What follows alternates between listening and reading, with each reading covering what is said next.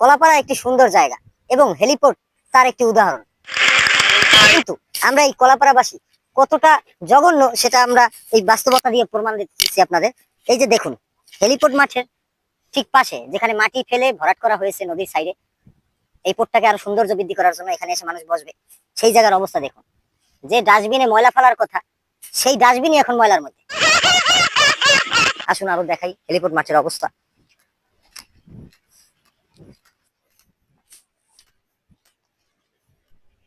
এই যে দেখুন, এটি কিন্তু নদীতে ভেসে আসছে সেরকমই মনে হচ্ছে, কিন্তু আসলে এখানে যে পলিথিন এবং খাবার দাবারের কাগজপত্র দেখা যাচ্ছে এগুলো সব এখানকার মানুষ খুবই সচেতন। তার একটি প্রমাণ হলো এগুলো।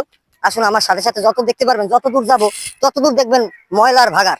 এটা যেন এখন হেলিপ্যাড মাঠ না, এটা হয়ে গেছে ময়লার ভাগার। আমি হাঁটছি কিন্তু আমার হাঁটা ইচ্ছা করছে না যে আমি এখানে হাঁটবো, সেরকম ফিলিংসটা আমি পাচ্ছি না। দেখুন এই সাইডে যত কাগজের টুকরা এবং পলিথিন এবং আরো ময়লা দেখতে পাচ্ছেন, সব এই যে মানুষ এখানে বসে, এই বসার জায়গার সামনেই সবকিছু ফেলে দিয়ে চলে যায়। কতটা একটি সামাজিকতার অভাব হলে এইরকম কাজ করতে পারে। কেন এখানে ডাস্টবিন দেওয়া আছে, আমরা সেখানে একটা জায়গায় ফেলতে পারি। এগুলো দেখার মতন যেন কেউ নেই।